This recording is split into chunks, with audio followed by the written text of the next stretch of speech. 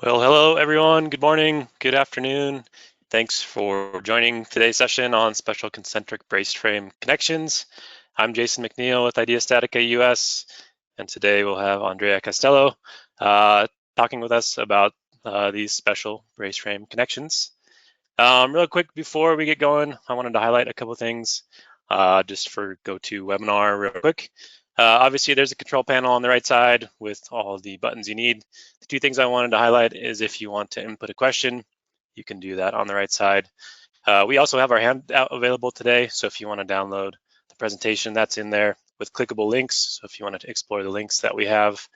There's also a whole appendix to this presentation today that has additional information that you might find interesting. So just a good reason to have that, download it, and then you can click on the links as we're going through here too. So that's that on IDEA StatiCa, or on the GoTo. In terms of IDEA StatiCa, if you're new to the software or you haven't heard of us too much before, we're a software company focused on structural engineers. We create solutions that are used worldwide for structural details is what we're after. So that looks like steel connections, specific member analysis, and details in concrete. So replacing strut and tie, D regions, those kind of things.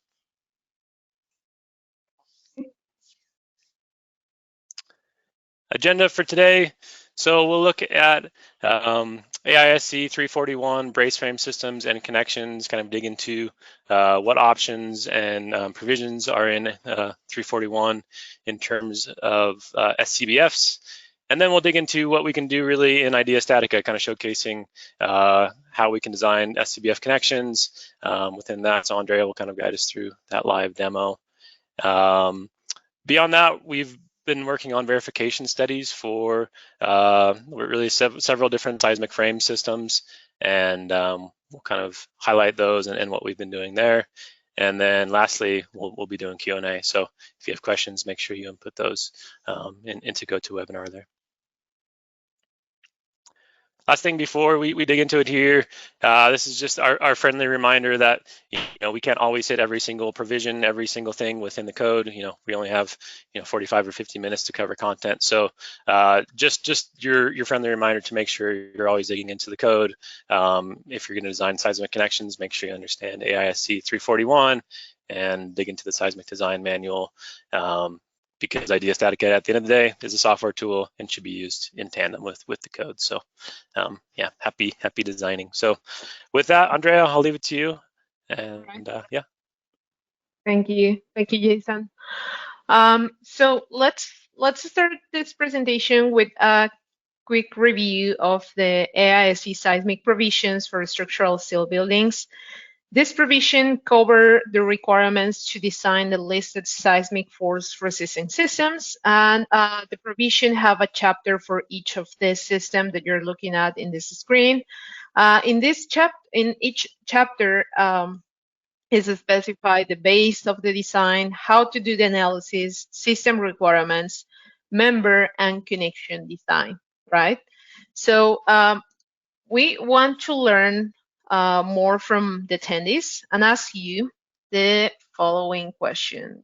Give me 1 second here. And I'm just launching this poll. What type of seismic frame connections are you mostly likely to design using IDEA StatiCa? That will help us to learn more from you and see if this makes sense. Okay, people is voting. I'll keep this poll 30 seconds more.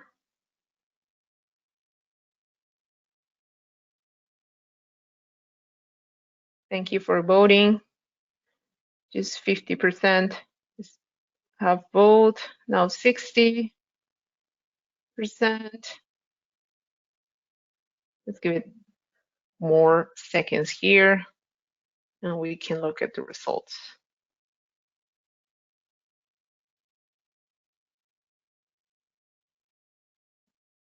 All right. So I'm going to close the poll right now and then share the results. Can you see them in the screen, Jason? Yeah, we can see them there. That's perfect. So it looks like SCBF just barely squeaked out OCBF with 38%. And I guess confirms at least that it was good that we started with this SCBF presentation today. Although it looks like folks are also interested in OCBF, which we have done verification studies for as well. And obviously you can use the software for OCBF and SMFs as well. So cool, that's great info. Yep, perfect. Thank you for answering this question for us. This helps us for future content creation. Let me go back to the screen. Right.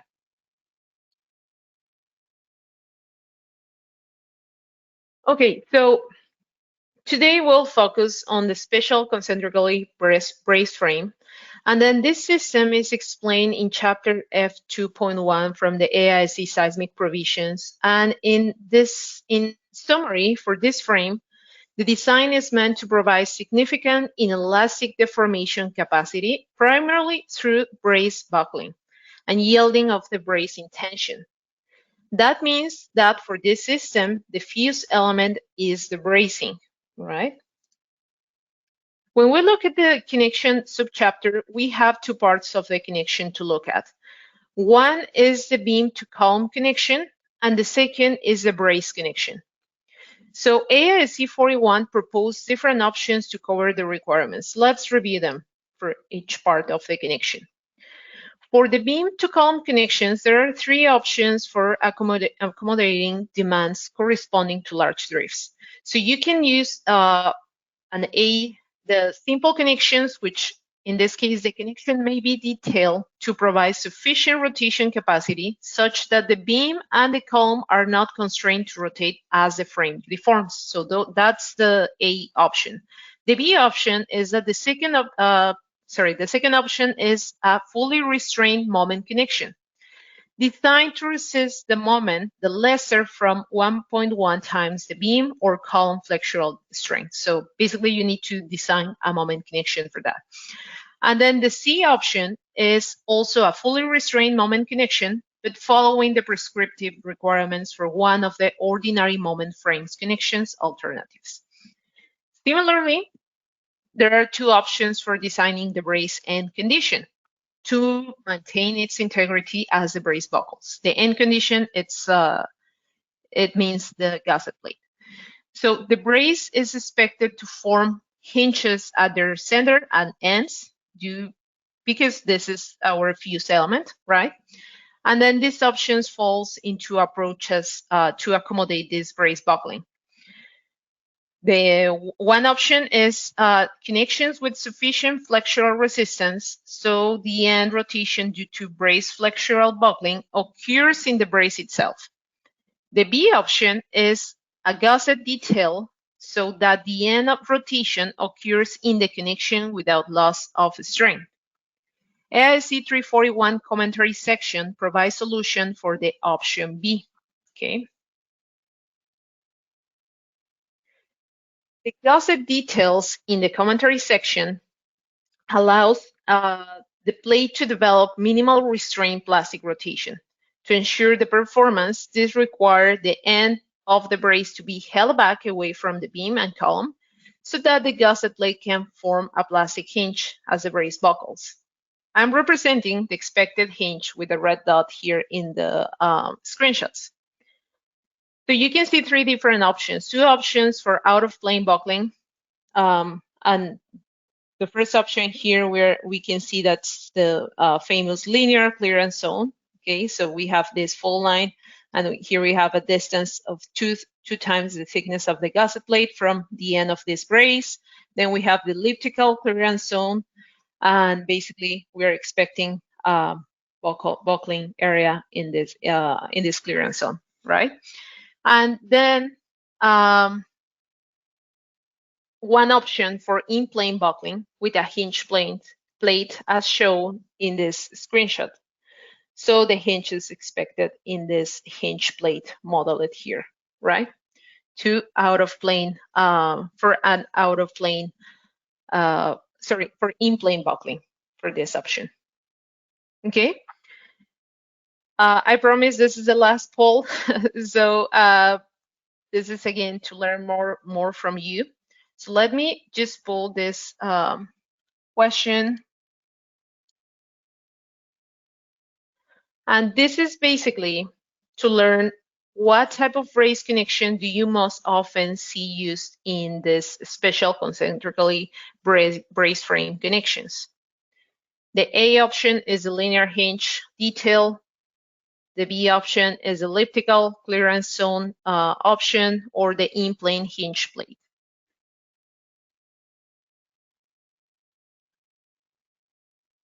Okay. People is responding to this. Let's give it 20 more seconds.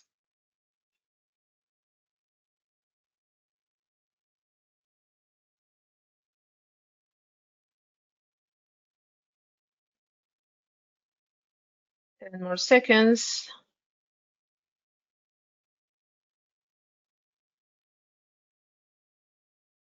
Very helpful for us. Okay, so I'm going to close this and share the results. And we see that the most used, or the most used detail is a linear hinge gusset plate. That makes sense. I have heard that. Thank you for this. We're going to do more content about this type of detail. However, we have content for all these three today, right? So thank you again for responding this. I'm going to hide this and let me go back to my presentation here. Okay, so in the Seismic Design Manual, we can find 3 examples where they combine the 3 different methods for the beam to column connections and the 3 different details for the gusset plate to accommodate the brace buckling, right? Example 5.310 uses the option that the beam to column connection provides rotation and uses a linear hinge zone. So that's this first example here. The example 11 uses a fully restrained connection together with the elliptical hinge zone. Finally, example 5.312 uses a moment connection and the hinge plate for in-plane brace buckling approach. However, it's important to mention that these are examples, but the different beam to column connection methodologies and the 3 different gusset plate details can be combined as needed, right? So it's possible that you mix and match these methods for complying for beam to column connections and then the brace connection design, right? This webinar will focus just on one, the example 5.311, which is the one in the middle. But we uploaded the other models so you can test this in IDEA StatiCa, okay? Once you have the models, you can look at the different operations and the operations that I use in the models and review the results in IDEA StatiCa. I also included in this slide, a link to a video where I modeled the examples from scratch. Okay, so you can look at that video. Those are very long videos. And okay, so let me go to the next slide.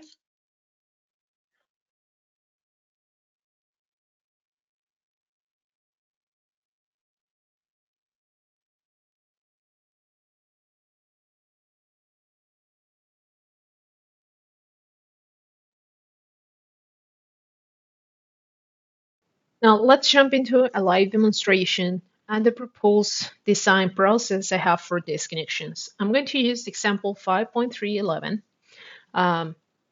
from the AISC Seismic Design Manual 4th edition. The proposed process is that still you need to use the AISC seismic provisions due to the code requirements. The first 5 steps are based on AISC 341. I will go quickly through them using some screenshots from the AISC Design Manual, for example 5.311. And then later I'm going to jump into IDEA StatiCa to show you the steps from the step number 6 to the 11th, right? For the example 5.311, the braces sizes are given. In other examples, the manual shows how to design them considering AISC seismic combinations. The second step is to calculate the required strength according to F2.3. The expected strengths of the brace are shown in the example of the seismic design manual. So you can see them, the tensile strength due to seismic loading, compressive strength, and post-buckling strength. After the calculation of the expected strengths in tension and compression, the Gusset geometry is iterated. In this case example, in example 11, uses elliptical clearance. I am using the first iteration to model it in IDEA StatiCa. Then the Gusset plate thickness is calculated using the tensile strength of the brace connection formula. This can be used as a starting point for the model setup in IDEA StatiCa. So you can see that they are trying a 1/2 inch thick Gusset plate. Finally, you need to select the beam to column connection type. So based from AISC 341, you have 3 options for SCBF connections. So you have the option A, which is a simple connection. B and C are a fully restrained connections. And for the example 11, they are using an ordinary moment frame fully restrained connection. Okay. Once you have all that information, all that initial information, now you can set up the model in IDEA StatiCa. I'm going to follow this process in IDEA StatiCa and show you how to set up the model and then also the different analyses that I am showing in these steps. Okay, so let's jump into IDEA StatiCa. As you can see here, I already set up the geometry. So we have a 12 by 96 column, 24 by 94 W section for the beam, and circular HSS for the brace, and it's a 7 by 0.5. Right, so I have already set up all these values.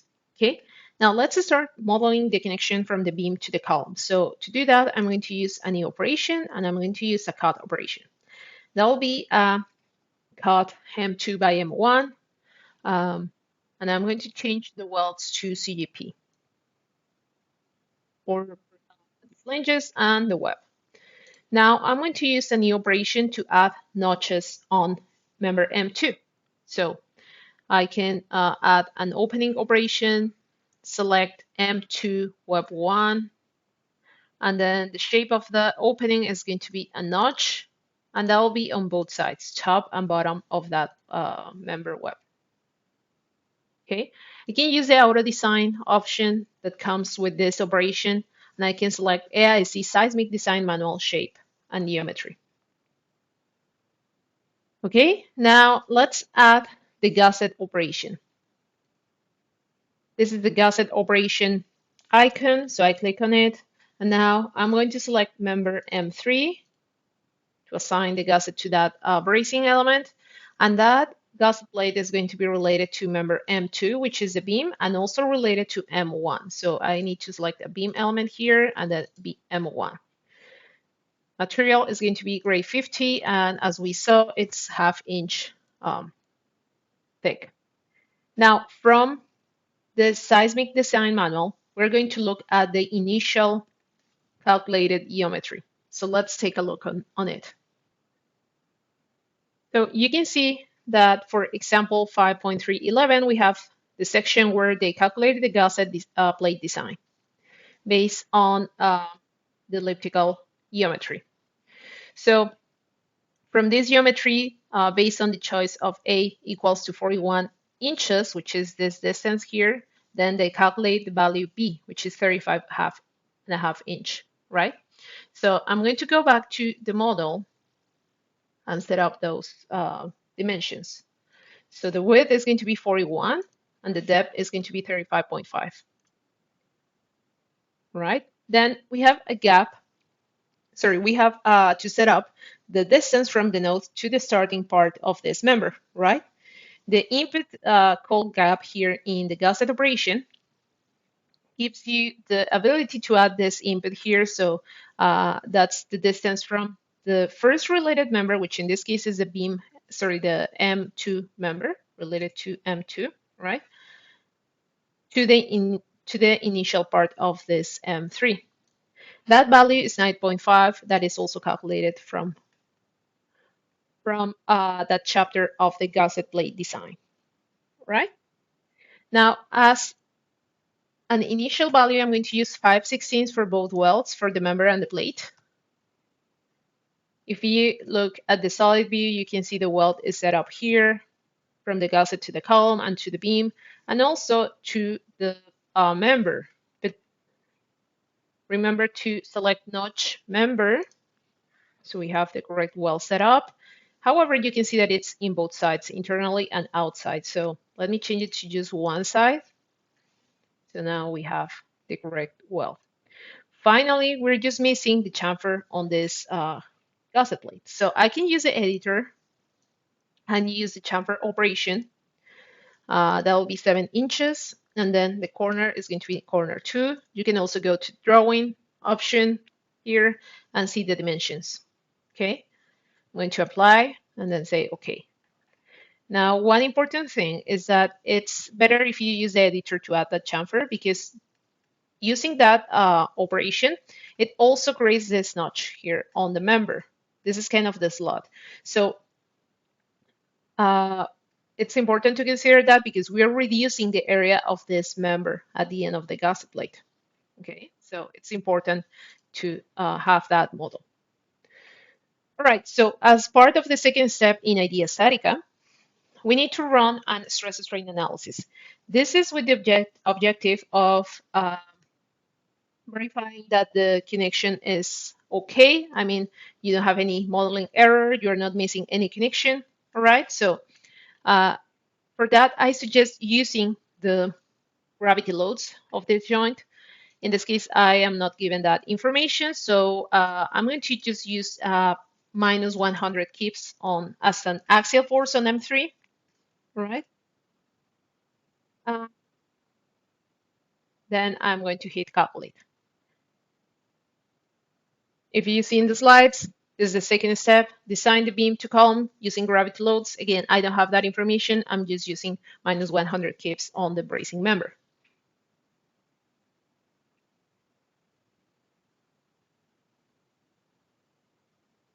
Analysis is finished. We can see everything is under the design limits, and then we can go to the check tab. Now here we can look at the equivalent stresses and the form shape. This is important to look at just to verify the deformation. And remember, this is your first sanity check. Okay, everything looks good. So now we go back to the design tab. The second part of that step is to run a stiffness analysis to verify the classification, if it's a simple or fully restrained. This is important when you select, for instance, a simple connection option for your SCBF, right? So that can verify that you have rotations on your beam to column connection. But in any case, it's a sanity check to run the stiffness analysis to tell you if it's a simple or a fully restrained connection, right? So to do that, I suggest copying this connection. So you're creating a new connection here, and now we can go to the connection 2, and we can change the analysis type. So we can change it to stiffness. When you change it to stiffness, you need to set up which is going to be your analyzed member. So you need to tell the software what element you want to analyze the rotational stiffness, considering the connection to the other elements. All right. So you can see that M2 now is set up as analyzed member. If that is, in this case, it was done automatically. If that is not the case, you can right click and set up as analyzed. The second step is to go to load effects and add a moment force on that member. This value here will activate the calculation of the rotational stiffness for this beam. Okay, so we hit calculate.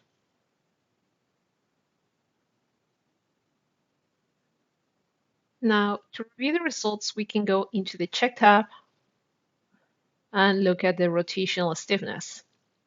Here at the end of this table, we can look at the classification, and this is a fully restrained connection. You can find more information about stiffness analysis and tutorials in our website. Okay, the next step is to run a capacity design. For this type of analysis, we're going to input the expected strength forces on the bracing member, and we need to balance these forces. Okay, so let's go back to the model. I'm going to copy this connection. Now we can go to the design tab, and let's change the analysis type for this connection. So that will be capacity design. Let's go back again to the connection 3 tab. And once you select capacity design, it's asking you if it's a pre-qualified connection. In this case, this is not a pre-qualified connection. This is just an SCBF. So you can see that we have the option to run an analysis for a pre-qualified connection, but this is not the case. I'm going to uncheck that option. Now this is unchecked. And now we can jump into the load effects. So before the force input, we can look at the required strength calculation in the AISC example. So let's look at it. So you can see the required strength part here in the example. And here we have some calculations for the brace above the beam and then for the brace below the beam. So the brace below the beam, it has the worst case scenario. So that's the force I'm going to use for tensile. I'm going to use 670 kips. And then for the compression force, I'm going to use 556, all right? So that will be the worst case scenario for that case. So let me go back here, and the load effect for the tension case, I'm going to rename this and put the T as at the end of that load effect name. And I'm going to put the value for the tension force. Then I'm going to copy this and use the negative value for the compression case, and I'm going to rename it to C, with a C at the end of that load effect. So one important thing is that you need to balance that force. So basically it's decomposing that force and using the column and the beam to input those forces that will help to balance this node, right? So to learn what is that force that you need to input there, I mean, we can do the math, but we can also go to connection 1, that is on stress strain analysis. And for that stress strain analysis, we will have unbalanced forces if we have loads in equilibrium active. So this will tell me what I need in the X and C value for the 670 kips axial force, right? So I'm going to use that value.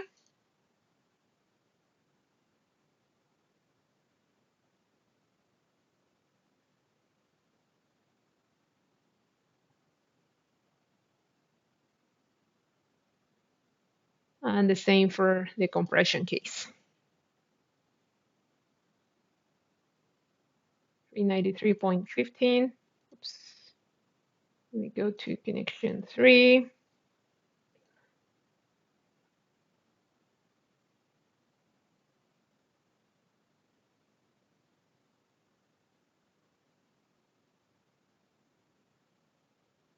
Okay. The next step in this case is to set up the dissipative item, right? So basically the capacity design analysis in IDEA StatiCa, you need to tell the software which is going to be your fuse element. Remember that for this type of connections, the fuse element is the bracing member, right? So we're expecting a failure on the bracing out of the connection, okay? So to do that, you can add or click over this new dissipative item, right? So I had this before, but I'm going to delete it so you can see how is the process. So I added that item here, and I can tell the software if I need that strain hardening factor to be calculated and used. In this case, I'm not going to use it, so I'm going to uncheck that and use CPR as 1 equals to 1. Why? Because for this SCBF, we don't need the hardening factor. It's not used. It's only used the RY factor. The RY factor is going to be used for this member. Okay. So I'm going to pick by cursor so I can select the member from the main analysis. I select the bracing element and press enter. So now you can see that the item M3 is selected, and now I am ready to go. So we added the overstrength forces on the member, and we selected the dissipative item in this model. Now I click calculate, and we are going to wait for the results. If we go back here, we are in this step where I am running the first iteration. With the expected strain forces, I'm going to see if the connection is okay. Okay, so let's go back to the model and wait for the analysis to finish. Now you can see that the analysis finished and we have a failure for local deformation and then the welds. So let's look into the check tab, right? First of all, let's look at the blades tab. And here you will see that for M3, we have this material A500 grade C, and we have an asterisk input there, okay? What does that mean? So that means that we were using a different material properties. You can see that this has an FY of 65. So instead of using the material factor, like the 0.9 here, we're using an RY factor to increase the strength of this material. So we are able to apply a huge, well, like overstrength force into this member, and then we can see what is happening on the connection, right? So remember that we can order by the highest stresses and plastic strain. So we can see that we have a huge plastic strain for load combination tension, the load case that has a T here, right? So in this case, what we are going to look at is the plastic strain view. In reality, for capacity design, we are interested in where the hinges form, right? So if we look at the deformed shape, we can see that here we have the highest plastic strain for the tension case, right? If I uncheck the deformed shape, you can see that the hinge is generated where we have this slot, right? So basically, we are seeing the failure in this area, and we don't really want that. We want this hinge formation out of this part of the connection, right? So if you have gone through the example in the AISC Design Manual, in this example, they are adding a reinforcement here because this is reducing the area of that member, so we need to kind of replace that that area with a reinforcement on this HSS, right? So that is for the tension case. If we go to the compression case, in reality, we cannot see the hinge or the failure for this. So let's give it a second so you can see the compression case. There is any plastic hinge on this area. However, we need to wait until we run the buckling analysis. Okay, so for now, let's fix that. And also let's fix the welds here, because if we look at the welds for the compression case, is the one that is failing. So we have 5/16. We can increase that weld to see how we can help that, right? And basically that's where the design starts. So you can look at the welds. If we will have bolts, then you will look at the bolts and then start your designing using these forces and making sure that the connection is strong enough to being able to capture those forces, right? So let's go back to the design tab and let's start iterating our design. Okay, so now let's increase the member welds here. So we change that to 3/8. Now, to be able to add a reinforcement bar here on the HSS as proposed in the AISC example, this member, you can see as the way we break out the HSS members, like with these strips, there is no way to add reinforcement. So the workaround for this case is to go to the plus icon and use the call form polygon shape, right? And input the values from the section we were used. I'm going to use 10 number of vertices. In that way, then we can work with these plates that are forming this shape, right?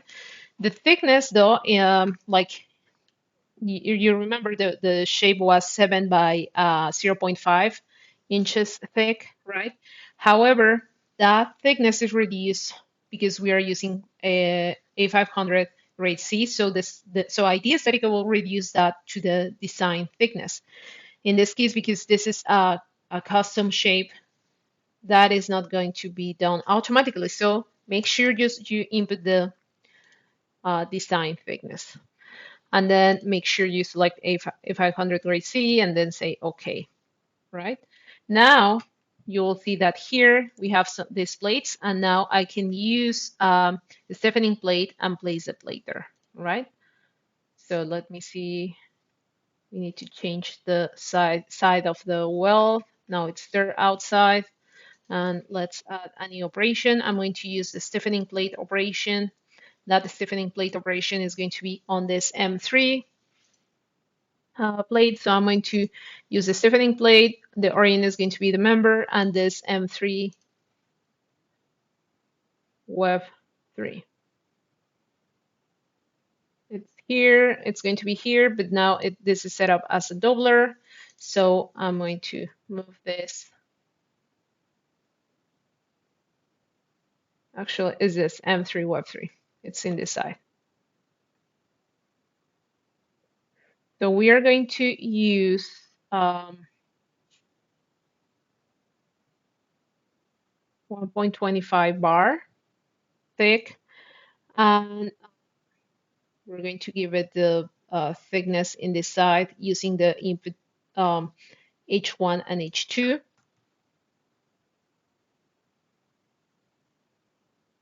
And the length is going to be 12 and 12 in both sides. The design requires that you add, well, not the design, but the proposed reinforcement requires that you do 12 inches in one side, 12 inches from the gusset plate plus this distance here. So I'm going to add 1.5 inch more on B2. Right? Now the weld is, well, I'm going to use 1/4. So you can see that reinforcement there. So I can copy this operation, and that will be input in web 8.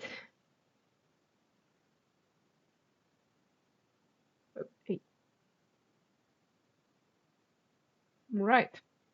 So now we add that, and we increase the weld from the HSS to the gusset plate, and now we can hit calculate again. Let's see if this design iteration helps, and let's wait for the results. Now let's take a look at the results again. So let me turn off the deform shape. You can see that basically we push out the plastic hinge happening in this area. So it's just at the end of the reinforcement plate. So we can say that we're confirming the plastic hinge happening here. So that means the yielding on the brace with the tension force is happening. So if we look at the compression force, everything is okay, right? We just have some detailing checks for the welds, so we can review that under the welds tab and look at those welds that are not complying with the detailing checks, right? Now to verify that now with the compression force, the gusset plate will be buckling, right? In that with that elliptical clearance. Okay, now we can run a buckling analysis. Okay, so my recommendation here is to go back to the design tab and just keep the compression force active for that buckling analysis. Go back to the check tab and then hit calculate, and well, not hit calculating, but the drop-down menu and hit buckling analysis. So that will run buckling analysis for the compression force. And then with this analysis, we can verify that the gusset plate will be buckling with that input force, which is the main objective of this connections, right? So if we look at the previous slides here, so the gusset is detailed such that the end rotation occurs in the connection without loss of strength. So we have different detailing checks here, detailing options, and we are using this. So for the compression force, we want that this plate buckles in this area, right? So that's what we can verify with the buckling analysis in IDEA StatiCa. So now if we look at the results, now we have a buckling factor. Remember that the buckling factor is only a factor, so we need to compare this versus the recommended factors. And in this case, for that gusset plate, the recommended factor is above 4. So in this case, to be safe, we should be above a factor of 4. However, this is not the case here, because here we are trying to see that the plate buckles with that force, okay, that the failure for the compression force is on the plate. So if we look at the deformed shape, you can see how this member is buckling out of plane. And then if we look at the second mold shape, is also happening on the gusset plate. And all these mold shapes and hotspots are happening on the plate. Remember, these are only mold shapes, right? This is not the actual deformation, but this is just the mold shape. So here we are just verifying that the buckling is happening on the gusset plate, and we are verifying that our design is as expected. Okay. So if we go back to our process here, this is the final step to run a buckling analysis to prove that the buckling happens in the gusset plate. Okay, let's wrap up this live demonstration and presentation.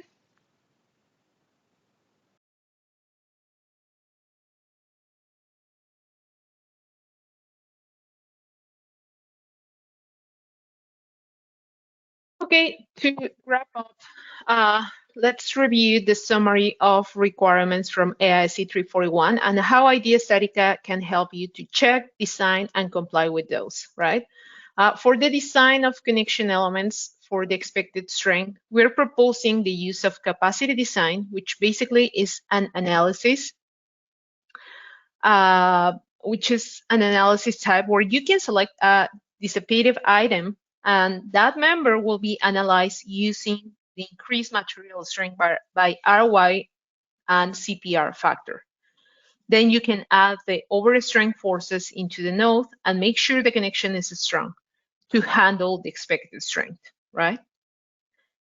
Now, AISC requires to design beam-to-column connections to accommodate demands corresponding to large drifts and gives you 3 options. Selecting between simple and fully restrained. For that, we can help you with the stiffness analysis, where first you will calculate rotations and rotational stiffness on the selected member, and then the software will classify the connection. For instance, in this example shown here, the stiffness analysis is verifying that the connection is a simple connection. So we have rotations on that member. AISC indicates a Gusset detailing such the end occurs in the connection without the loss of strength. You can pick from linear or elliptical hinge zone designs or a hinge plate, so the brace buckle in plane. For that, IDEA StatiCa helps with the advanced operations to model special Gusset plates and recently the parametric design where you can codify common details. Finally, to verify that the Gusset plate buckles with the bracing in the expected hinge zone, in IDEA StatiCa you can run a linear buckling analysis to ensure the performance. Overall, we provide with different analysis and tools to be part of your seismic connection design process. And the most important, to visualize the results in a graphical way rather than just numbers. Okay? The last part of this presentation is to share with you that we have been working with the University of Illinois, Chicago, Professor Mustafa and Satyam Bosale to verify how reliable IDEA StatiCa can be when analyzing different types of seismic bracing connection for special concentric brace frames, with a focus on the Gusset plate linear hinge zone design. The results were compared against AISC equations from AISC 360 and 341. We are in the process of publishing it in our website. And once it's on the website, you will have access to the study and the sample projects.